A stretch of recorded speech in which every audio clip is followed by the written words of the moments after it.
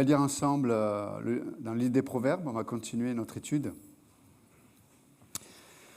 Et verset 8. Et là, le verset 8, on l'a déjà vu il y a 15 jours, mais il y a une expression qui va revenir dans les 7 prochains chapitres du livre des Proverbes. Et chaque fois que l'auteur introduit avec cette expression-là, il va donner un peu le thème du chapitre. Et là, dans le verset 8, il dit « Mais écoute, mon fils, l'instruction de ton père ». Donc il y a cette idée-là. Sur les 7 prochains chapitres, les chapitres vont commencer par « Écoute, mon fils ». Alors, vous en faites pas, quand il dit « Écoute, mon fils », il y a ma fille dedans aussi. D'accord? Ok. Vous n'êtes pas exclus, mesdames. Jamais. Donc il dit « Écoute, mon fils, l'instruction de ton père, et ne rejette pas l'enseignement de ta mère. Car c'est un gracieux ruban pour ta tête, ce sont des colliers pour ton cou. Mon fils, si des pécheurs veulent te séduire, n'accepte pas. S'ils disent, viens avec nous, dressons des embûches, versons du sang. Tendons sans cause des pièges à l'innocent. Engloutissons-les tout vif, comme le séjour des morts, et tout entier, comme ceux qui descendent dans la fosse. Nous trouverons toutes sortes de biens précieux. Nous remplirons de butin nos maisons. Tu auras ta part, bien sûr, avec nous. J'ai rajouté, bien sûr. Mais... C'est une version... pas papale, mais pépale. Pépale, mon nom de famille, c'est Pep. Tu auras ta part avec nous, il n'y aura qu'une bourse pour nous tous. Mon fils, ne te mets pas en chemin avec eux. Détourne ton pied de leur sentier, car leurs pieds courent au mal. Ils ont hâte de répandre le sang, car c'est en vain qu'on jette le filet, devant les yeux de tout ce qui a des ailes. Et eux, c'est contre leur propre sang qu'ils dressent des embûches. C'est à leur vie qu'ils tentent des pièges. Telles sont les voies de celui qui est avide d'un gain illicite, qui prend la vie de celui qui la possède. Amen.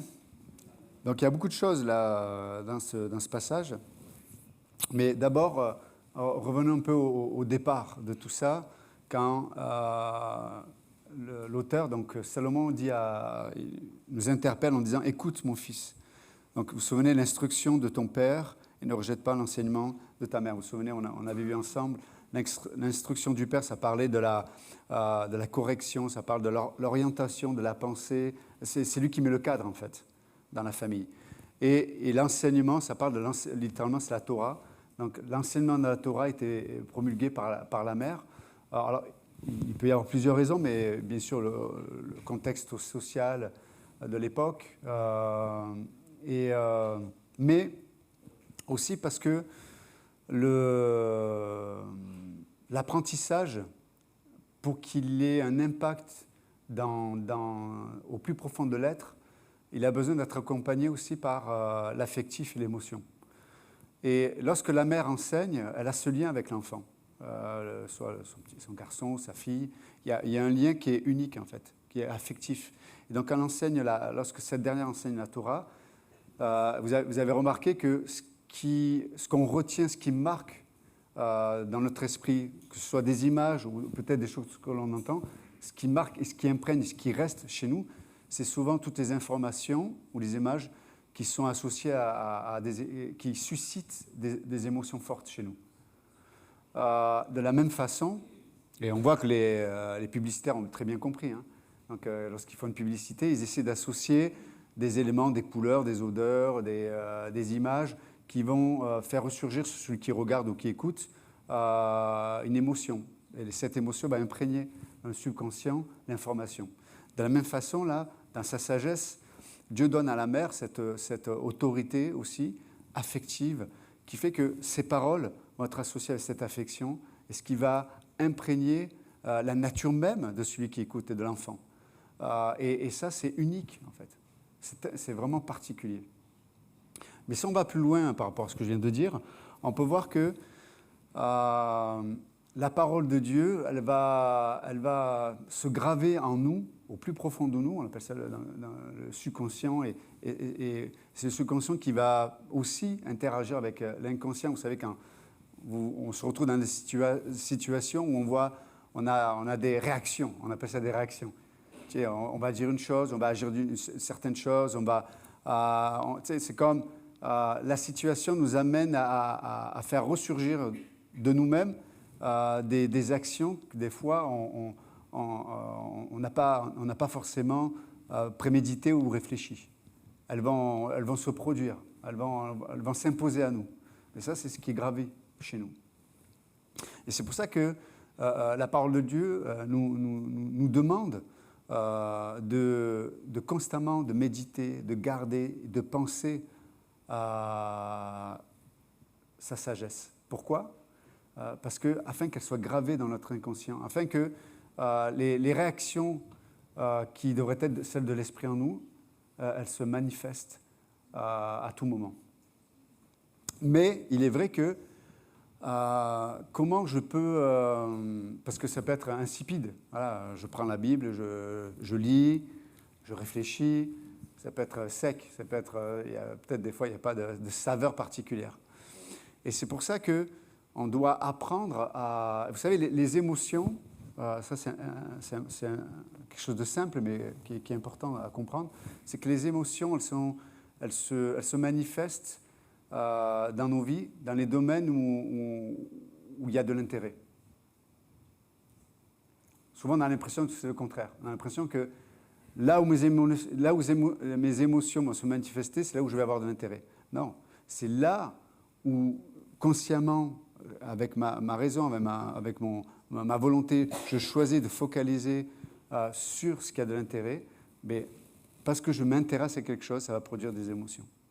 Donc si mon cœur, l'Écriture donne une expression différente, elle dit que mon cœur soit après Dieu.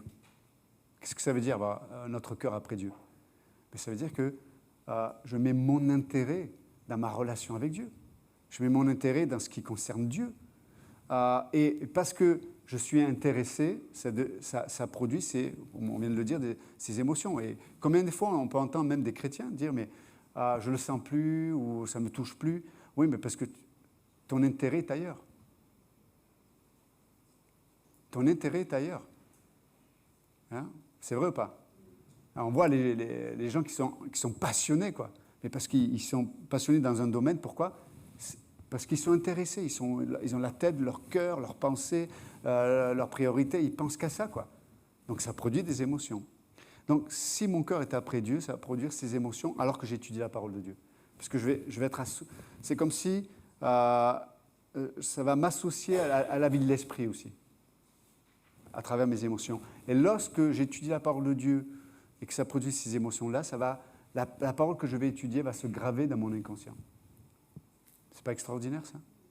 Et vous savez que la parole de Dieu qui est gravée au fond de mon être, elle joue un rôle extrêmement important, elle joue un rôle de filtre aussi.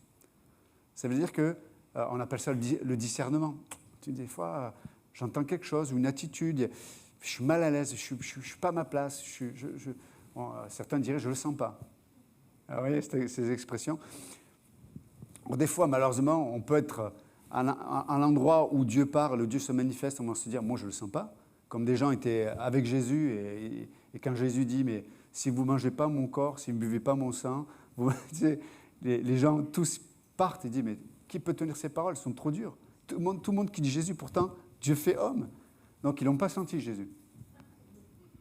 Mais parce que dans ce qui était en eux, qui filtrait la parole de Jésus, n'était pas associé à la sagesse de Dieu. Donc ils ne pouvaient pas s'accorder avec Jésus. Mais pour nous, c'est différent. D'accord ? Nous, on peut associer notre cœur, nos pensées, nos émotions à la parole de Dieu. Et du coup, on peut trouver du goût dans l'étude de la parole de Dieu. On peut trouver du goût à méditer la parole de Dieu. On peut trouver du goût à appliquer la parole de Dieu dans les différentes situations de nos vies. C'est pas extraordinaire ? Et vous vous souvenez, en hébreu, le mot goût et le mot sens, c'est le même mot. Je peux trouver du sens, par exemple, pour le pardon. Je pourrais trouver du goût pour tu sais, cette sensation intérieure là, de dire waouh, j'ai tout j'ai tous les éléments raisonnables et factuels pour pouvoir ne pas pardonner.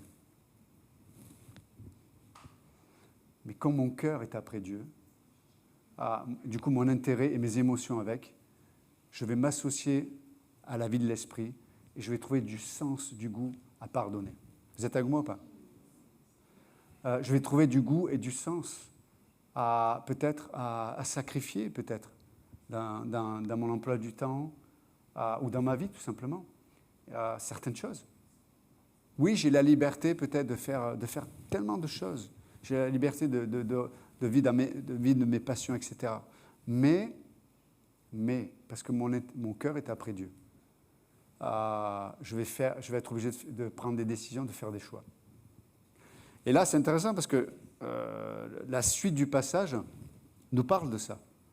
Là, il s'adresse à son fils.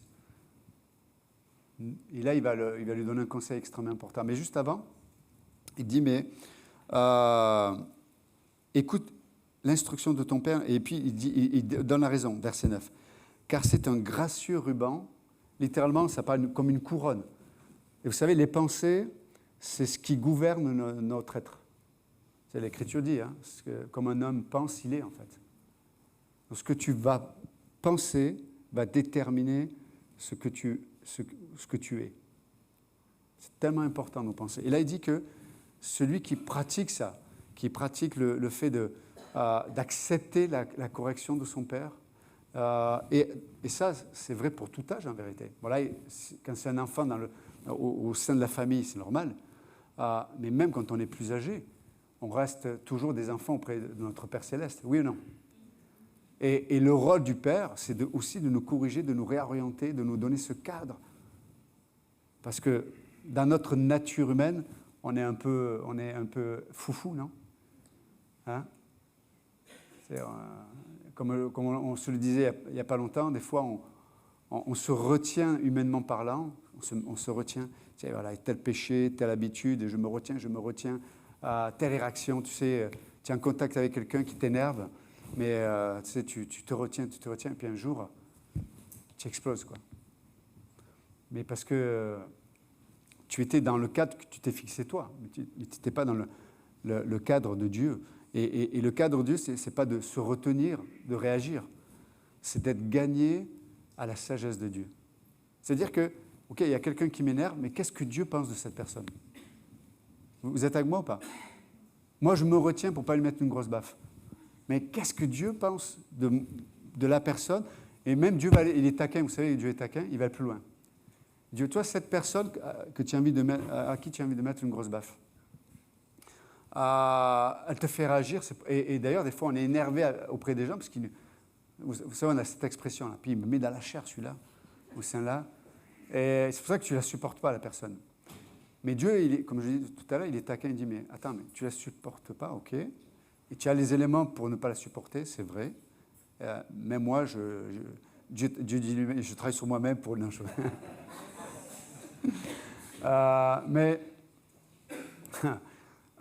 mais Dieu dit, mais regarde, cette personne, peu importe ce qu'elle est, elle fait ressurgir chez toi quelque chose avec lequel moi je ne suis pas d'accord.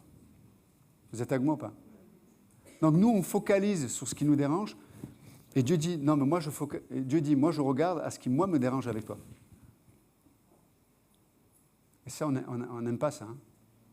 On n'aime pas être avec des gens qui ramènent à la surface des choses que Dieu ne veut pas voir chez nous. Donc Dieu est intéressé par ça aussi. De dire, ben voilà, tu vois, cette personne-là, elle est bonne pour toi. Elle est bonne pour toi. Alors bien sûr, je ne suis pas en train de parler de gens qui peuvent amener une forme qui vous amène sur le terrain de la destruction. Vous comprenez? Vous avez des gens qui sont vraiment... je vais utiliser ce terme, qui sont littéralement malsains, quoi. Ils sont des manipulateurs, c'est des gens qui sont violents, avec toutes les formes de violence. Hein, vous avez des gens qui sont violents, ils peuvent avoir une voix très mielleuse. Oui, bien sûr. Mais leur façon de tourner les situations, la façon d'amener leur vision sur qui tu es, etc., ça peut être très destructeur. Donc leur voix est mielleuse, mais leur intention est méchante. Et après, vous avez des gens qui sont violents, dans l'intention physiquement, et puis même il y a des gens qui sont violents, qui peuvent être physiquement violents. Donc, je ne parle pas de ce cas-là où là, il faut prendre des précautions de sagesse. Et d'ailleurs, c'est ce qu'il dit, hein, il dit, ces gens-là, là, il ne faut pas passer du temps avec. Les gens qui sont violents ne passent pas du temps avec. Ne passent pas du temps avec les gens violents. OK ? Mais par contre, il y a des gens qui ne sont pas dans cette attitude-là, mais qui ont un tempérament, qui ont des faiblesses, ils sont qui ils sont, et ça ne matche pas avec toi. Et ils te font sortir de tes gonds. Toi peut-être tu es quelqu'un, voilà. Moi, l'heure, c'est l'heure. Je suis ponctuel à la seconde même. Puis ces gens-là, ils ne savent pas ce que c'est l'heure, quoi. Ils regardent le soleil, ils disent, il y aura le vent, ils disent, bon, tiens, je vais aller au rendez-vous, quoi. Tu sais, mais sauf que, sauf que peut-être ça peut être des gens qui sont au travail, ou des gens peut-être dans la famille, etc. Et c'est des gens que tu ne peux pas faire sans eux, quoi. Hein? S'il y a des gens que tu peux faire sans eux, bon, tu dis, bon, une fois, deux fois, trois fois, au revoir. Des fois, c'est des gens que tu peux pas faire sans eux. Et comment tu vas réagir, quoi? Qu'est-ce que tu vas faire? Hein, et vous savez comment on est, nous. On a besoin de friandises pour notre âme, parce que quand on souffre, on a besoin d'apaiser notre âme. Et des fois, la friandise qui apaise notre âme, c'est de critiquer, quoi. Ou de râler. C'était là, tu es énervé, tu dis, bon, je peux pas lui couper les freins de la voiture pour que... Tiens, on réfléchit, non, mais j'ai plein d'idées comme ça. Mais tu peux rien faire, quoi. Et la friandise, le sport national, c'est quoi? On trouve des gens avec qui on peut critiquer la personne et on va râler tout le temps, quoi. On va râler. Et puis, quand on voit que ça ne marche pas et que ça nous satisfait pour un temps, mais ça ne règle pas le problème, soit, comme je le dis tout à l'heure, on prend une distance, on devient très agressif avec la personne, soit il y a des gens qui dépriment, littéralement. Parce qu'ils perdent le contrôle. Il y a des gens qui sont en dépression parce qu'ils n'arrivent pas à gérer une relation, quoi. Ou en contexte, ça peut être un contexte aussi. Familial, au boulot, etc. Ou dans l'église même, des fois. Donc tout ça pour dire qu'on a besoin d'apprendre à avoir cette parole, pour revenir sur le culte de Pasteur Georges il y a 15 jours, cette parole qui, littéralement, règne dans nos pensées. C'est ce qu'il dit là. Si j'accepte le process, si j'accepte que le Père, avec ses moyens célestes, me corrige, me réoriente. Et ça, c'est vraiment la clé de celui qui craint l'Éternel. Celui qui craint l'Éternel, vous savez, il a la première sagesse de celui qui craint l'Éternel, c'est qu'il a peur de lui-même déjà. Je n'ai pas confiance en moi. Ça, c'est la première. C'est important. Parce qu'on est trop souvent, on s'appuie trop sur notre sagesse. L'Écriture va le dire. Malheur à celui qui s'appuie sur la chair, sur la sagesse humaine. Littéralement. Et des fois, on s'appuie trop sur notre sagesse. Mais nous, on peut avoir la parole de Dieu qui règne dans nos pensées. Mais pour qu'elle règne dans nos pensées, pour qu'elle puisse nous contrôler dans notre être et qu'elle donne une direction à notre vie, il faut qu'elle soit gravée dans notre subconscient. Comment? Par cette association entre les émotions et l'étude de la parole. Vous êtes à goût ou pas? Vous comprenez ce que je suis en train de dire? Est-ce qu'on parle la même langue? Ok. Hein? Tellement important. Tellement important. Hein? C'est bien de venir à l'église et qu'il y ait de la louange et on lève les mains. Alléluia, merci, que ça m'a touché, cette harmonie-là, cette parole. Ok, c'est très bien. Mais ça, c'est une émotion qui passe. Par contre, une émotion que tu associes à l'étude et au fait de penser avec Dieu par sa parole, c'est quelque chose qui va se graver en toi. Vous comprenez ou pas? Tellement important. Et c'est ce qui va te donner de l'autorité aussi. Hein? Quelqu'un qui n'a pas la parole de Dieu gravée dans son subconscient, c'est quelqu'un qui va devenir un mouton de Panurge. Il va se faire manipuler par les médias, il va se faire manipuler par son environnement, il va se faire manipuler. Ce n'est pas quelqu'un qui va influencer, c'est quelqu'un qui va... et même ceux qui influencent, les influenceurs, les youtubeurs, là, eux-mêmes se font juste écho d'une ambiance qu'il y a dans le monde. Et là, il met en garde. Il dit, si tu ne veux pas être un suiveur, il faut que tu sois quelqu'un qui soit enraciné par la Torah de ta mère et par la correction de ton père. Donc, ça va mener une couronne, littéralement, ça parle de l'autorité d'un roi, sur tes pensées. Je sais comment penser. Je sais ce que je dois penser et je sais ce que je ne veux pas qui rentre dans mes pensées. Vous comprenez? Et ça va te donner une autorité. Ok, quelqu'un qui m'a blessé, vous savez, quelqu'un qui m'a blessé, il peut prendre l'autorité sur mon être. Vous êtes avec moi ou pas? C'est quelqu'un qui t'a déçu, quelqu'un qui t'a calomnié, quelqu'un qui t'a critiqué, des fois à raison, des fois à tort. Il peut littéralement te contrôler. Si tu penses qu'à ça, ce qu'il m'a dit, comment il m'a dit, comment elle ne m'a pas dit, comment... Et les gens, ce n'est pas une couronne d'autorité qu'ils ont, hein, c'est une couronne de soumission qu'ils ont. Alors que celui qui s'attache à la parole de Dieu, il va savoir comment penser. Ok, ça m'a blessé, mes émotions sont affectées, mais je choisis de penser à ce que j'ai reçu, de l'enseignement de ma mère, la Torah, ça parle de la parole de Dieu, la Torah, de la correction de mon père. Tu sais, j'étais dans ma folie, ouais, je vais régler le compte, tu vois, je vais régler cette histoire, tu vas voir, alors moi on ne parle pas comme ça, tu sais, il ne sait pas qui... Et là, le Père Céleste dit, je vais te corriger. Je vais te corriger. Je vais te littéralement, la correction, c'est, je vais te sauver de toi-même. Je vais te sauver de toi-même. C'est pour ça que on a tellement besoin d'être entouré par des gens qui aiment Dieu, mais aussi qui nous aiment. Écoutez-moi bien. Soyez entourés de gens d'abord qui aiment Dieu en priorité, mais qui vous aiment. Pourquoi? Ils n'auront pas peur de vous. Ils n'auront pas peur de vous. Ils n'auront pas peur de votre réaction. Mais il y a des gens qui n'ont pas comme priorité Dieu et la pensée de Dieu. Donc, leur priorité, c'est l'horizontal, c'est les relations qu'ils ont avec les autres. Et ils ont tellement peur de la réaction de l'autre, ils ont tellement peur de perdre l'intérêt et l'amour de l'autre, qu'en fait, ils n'auront jamais la bonne attitude. Mais là nous, on a un Père Céleste, il nous aime tellement qu'il n'a pas peur de nous. Vous êtes avec moi ou pas? Il n'a pas peur de nous, il n'a pas peur de notre réaction. Ah, c'est comme ça, je n'irai plus à l'église. Ah ben, il n'y a pas de problème, il n'y a pas de problème. Moi, j'y serai à l'église, Dieu dit. Moi, je vais manifester mon esprit, je vais manifester ma présence. Tu veux te priver de ce qui peut te sauver, c'est ton problème. C'est ton problème. Vous voyez ce que je veux dire? Hein? Donc, Dieu, il veut mettre une couronne sur nos pensées. Et deuxième chose, il y a la pensée, et puis la deuxième chose que l'auteur associe, c'est la volonté. Là, il dit, et c'est littéralement, ce sont des colliers pour ton cou. Le cou, dans la Bible, ça parle de la volonté.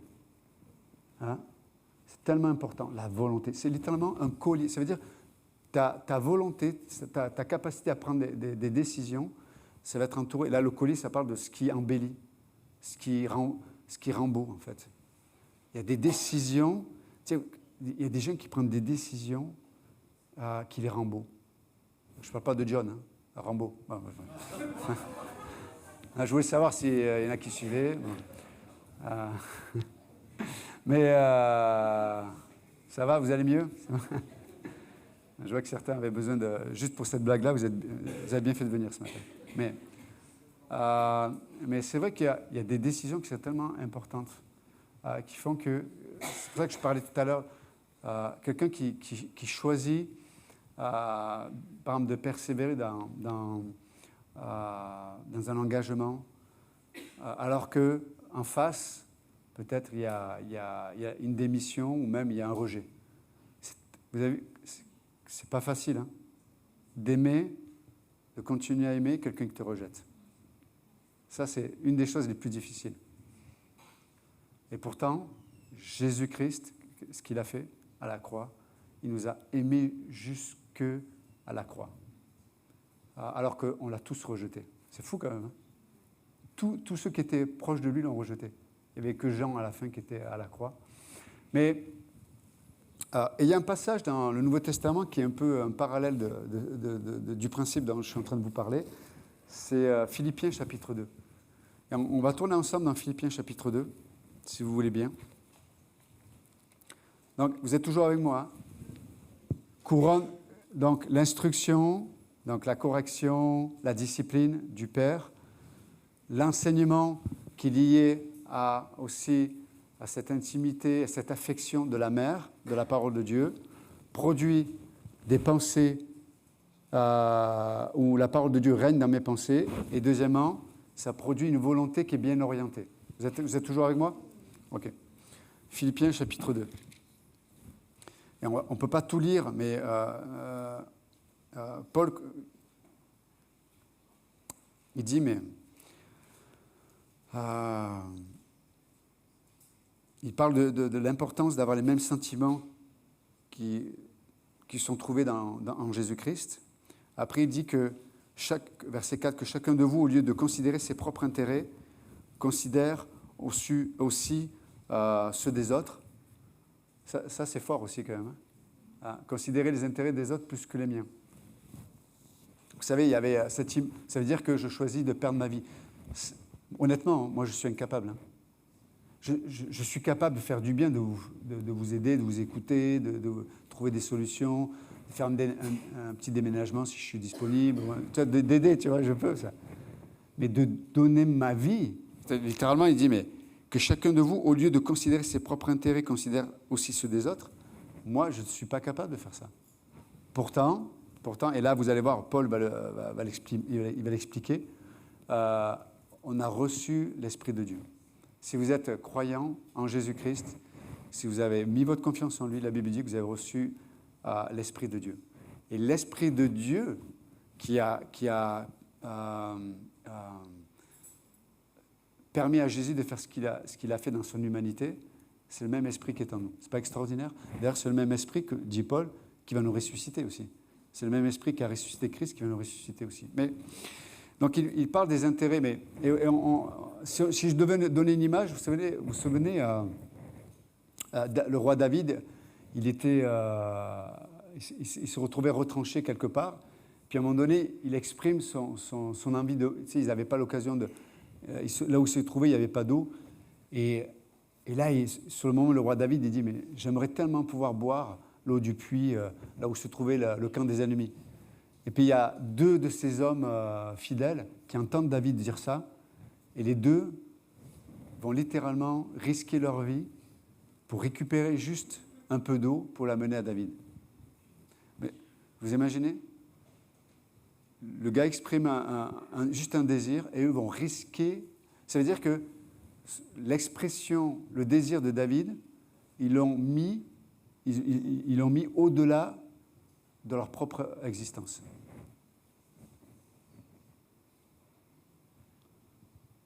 Moi, David aurait dit ça, j'ai dit, écoute, je prie pour toi, quoi. Je prie pour toi. Je ne vais pas risquer ma vie pour, vous imaginez? Ma vie qui s'arrête là? Ah non, attends, pas pour qu'ils boivent de l'eau. Eux, et ça, c'est une belle expression de ce passage-là. Chercher de voir l'intérêt de l'autre plus important que soi-même. Et vous savez l'histoire, ils amènent l'eau à David, et David, il la met sur le sol comme une libation devant Dieu, comme un sacrifice devant Dieu, en disant, je ne peux pas boire l'eau. Ces hommes ont risqué leur vie juste parce que j'ai dit de ma bouche que j'avais soif, mais je suis fou, quoi. Tu vois, bon, bref, c'est notre histoire. Mais c'est juste donner cette image-là. Mais imaginez-vous si on avait cet état d'esprit dans l'Église. Ce serait extraordinaire quand même, non? Il y en a certains qui se disent, ah, ça tombe bien, moi, je désire... il me manque 2000 €. Je ne parle pas de cet état d'esprit-là. Mais... et donc Paul continue, puis il dit, on va lire un passage que vous connaissez bien, mais,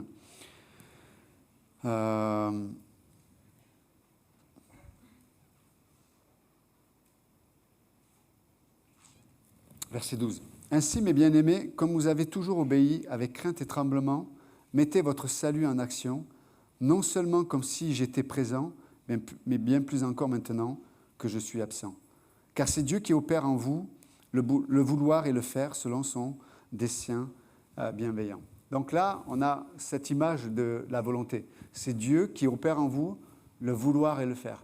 Alors souvent, on a mal compris cette expression en se disant, moi, je marche avec Dieu et c'est Dieu qui donne le vouloir le faire. Je reste dans mon lit. Et si le Seigneur me donne le vouloir et le faire, j'irai travailler ce matin. Si Dieu me donne le vouloir et le faire, j'irai évangéliser. Si Dieu me donne le vouloir et le faire, je prierai. Si Dieu me donne le vouloir et le faire, je pardonnerai. C'est pas de ça que Paul est en train de parler. Vous comprenez? Ce n'est pas ce qu'il est en train de dire. Et juste, permettez-moi de vous lire une traduction qui est faite par Kenneth West. C'était un érudit dans le grec du Nouveau Testament. Et il paraphrase en faisant ressortir vraiment le sens du grec. Ces versets que je viens de lire. Vous êtes avec moi? Ça va? Ok. C'est pourquoi, mes bien-aimés, c'est-à-dire vous et moi, comme vous avez toujours obéi, non seulement à ma présence, mais maintenant bien plus à mon absence, amenez votre propre salut à sa conclusion. Donc, pour le dire autrement, le salut, c'est une œuvre de Dieu, ce n'est pas une œuvre de l'homme. Donc, Dieu nous a sauvés. Mais il dit, maintenant que vous avez reçu ce salut, permettez au salut que Dieu a opéré dans ta vie d'atteindre l'objectif pour lequel tu l'as reçu. Et vous comprenez que nous, on a reçu le salut, on a reçu l'Esprit Saint, afin d'être à l'image de Jésus-Christ. Vous êtes avec moi ou pas? Donc, le but que Dieu s'est fixé dans ta vie, parce que nous, on se fixe des buts, mais Dieu a un but. Le but que Dieu s'est fixé dans ta vie, c'est que tu sois à la ressemblance de Jésus-Christ. Vous êtes avec moi ou pas? Alors nous, on aimerait, parce que nous, on inverse les choses. Voilà le but que j'ai fixé pour Dieu dans ma vie. Alors moi, j'ai tel projet, je vais faire ceci, je vais faire cela. Je vais prier que Dieu me donne la force, que Dieu soit là pour qu'il accomplisse ma volonté. Ah, vous savez, la Bible, c'est dans le sens. Hein? Même Jésus a dit que ta volonté soit faite, non pas la mienne. Okay. Donc, bon bref, c'est notre histoire.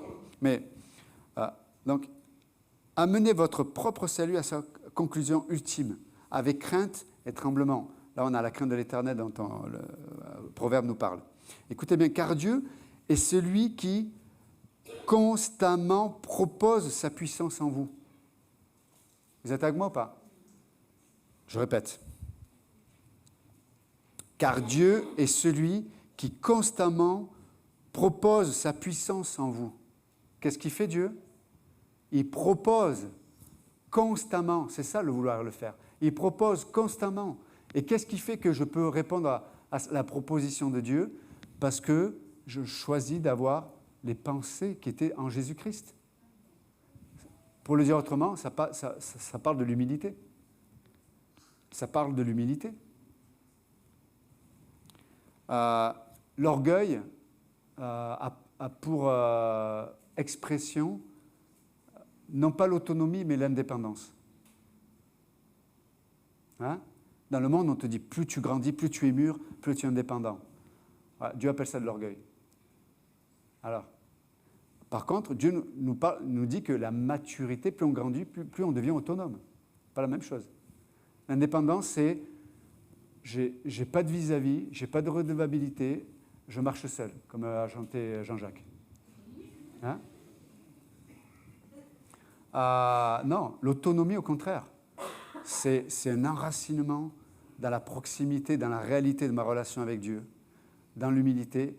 Et parce que je suis autonome dans cette vie avec Dieu, dans cette intimité avec Dieu, du coup, je suis libre de fonctionner à la lumière dans le corps de Christ. Et je n'ai pas peur de la redevabilité, je n'ai pas peur de demander des conseils, je n'ai pas peur de me remettre en question.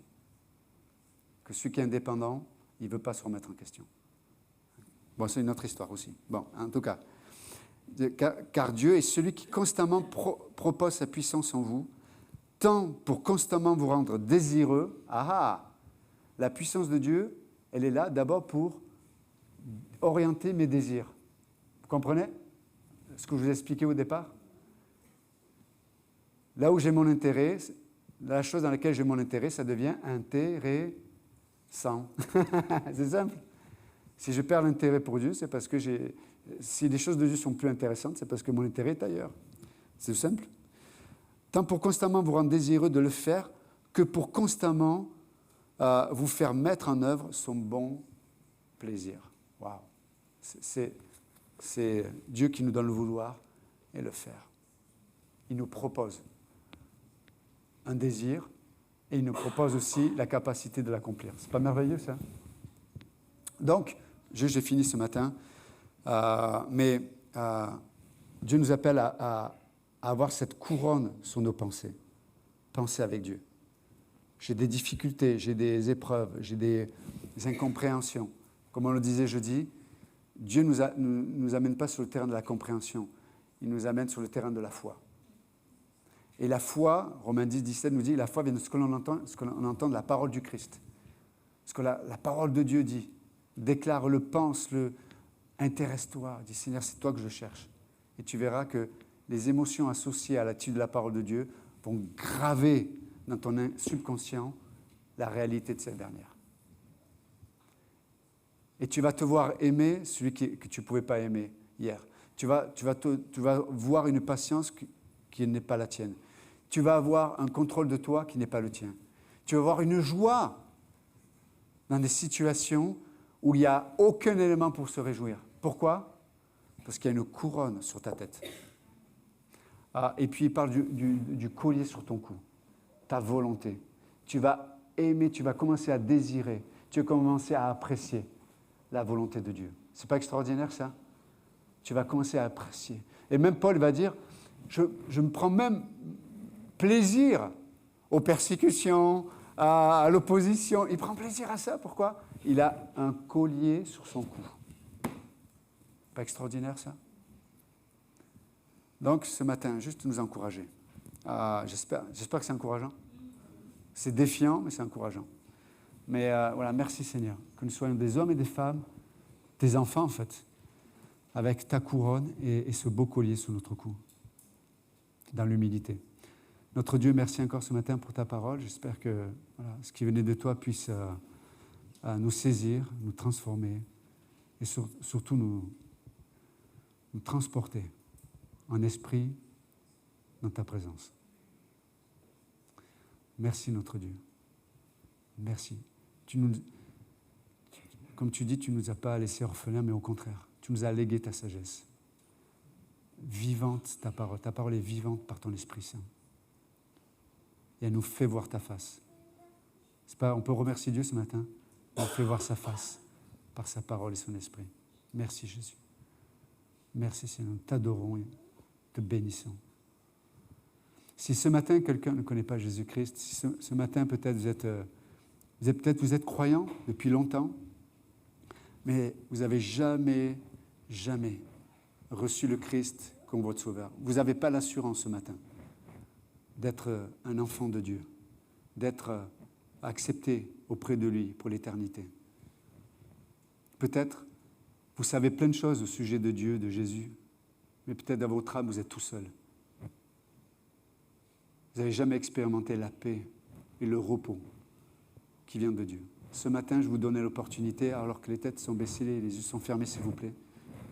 Je vous donnais l'opportunité à ceux qui, peut-être, n'ont jamais pris cette décision de foi, de recevoir Jésus-Christ comme leur sauveur. Ce matin, vous pouvez juste lui dire, Jésus-Christ, je crois, comme je l'ai entendu tout à l'heure, que tu es mort par amour pour moi, que tu as payé pour tous mes péchés, les passés, présents, futurs. Tu les as effacés. Ils ont été cloués à la croix et ils sont restés à la croix. Ce matin, je crois à ton amour et je crois que tu es ressuscité d'entre les morts, que tu es vivant. Viens dans mon cœur et sauve-moi ce matin. Je te donne mon cœur. Je te laisse la place ce matin. Vous pouvez juste lui dire ce matin. Viens dans mon cœur, sauve-moi. Sauve-moi Jésus. Je veux devenir ton enfant. Je veux expérimenter ta paix et ton amour. Alors que les têtes sont baissées, les yeux sont fermés.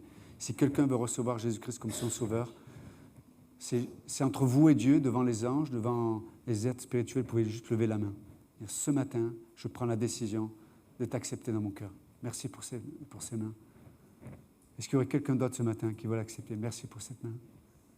Merci pour ces mains. Est-ce qu'il y a quelqu'un d'autre ce matin qui veut avoir l'assurance d'être un enfant de Dieu, d'avoir marqué dans son histoire le moment où il a accepté le salut éternel? Est-ce que quelqu'un veut accepter Jésus-Christ comme son sauveur ce matin? En témoignage de votre foi. Merci Jésus pour ceux et celles qui ont levé la main. Peut-être ceux et celles qui n'ont pas levé la main, mais dans leur cœur, ils ont dit oui et amen à ce qui a été dit. Donc, merci encore Seigneur pour le reste de cette journée, que tu puisses te glorifier et nous aider à te chercher de tout notre cœur, parce que tu es ce Dieu qui se laisse trouver. Et même tu vas plus loin. C'est toi qui nous attires à toi par des cordages d'amour. Dans le nom de Jésus, nous prions. Amen. Que Dieu vous bénisse.